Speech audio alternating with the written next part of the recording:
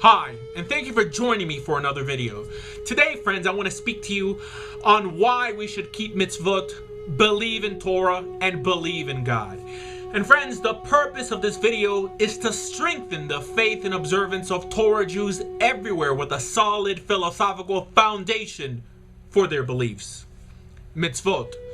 When performing a mitzvah, one shouldn't only think, how does this benefit me? Because in that case, a spectator might think that the value of a mitzvah is only relative to how the one performing it feels about it.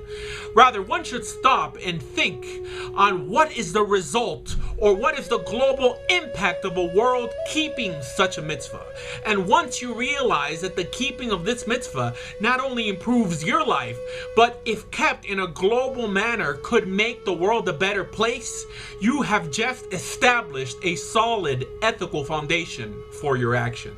And also, once you've come to the realization that the mitzvah universally works for everyone, then you'll be able to fulfill the mitzvah properly by ultimately performing it besimcha, in joy.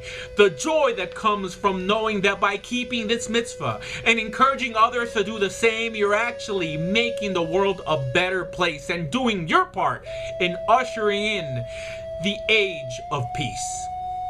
Torah. Friends, one must also realize that these commandments were given to humanity almost 3,000 years ago at a time when people didn't seek such order. In other words, in the midst of such chaos, one code appeared that has sensitized and civilized the known world when everything else failed. Just one code, and that's what we call Torah. And friends, with this historical fact constantly before us, we come to realize that this is no ordinary work, and the only plausible conclusion is that it must have had a divine author. Belief in God.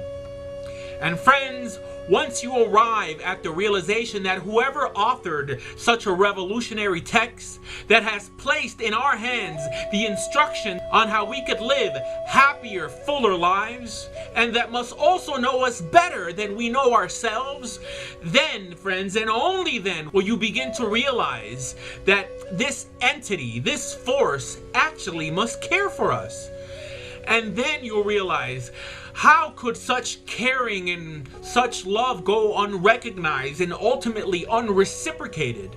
So you begin to love him back and trust enough to know that if you keep his instructions, he will always have your best intentions in mind.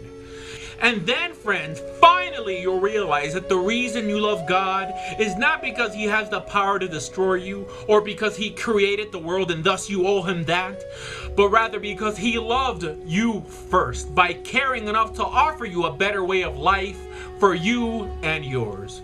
Friends, if you're interested in reciprocating that love today, I want to welcome you to consider Torah Judaism.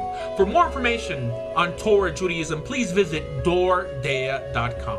Thank you.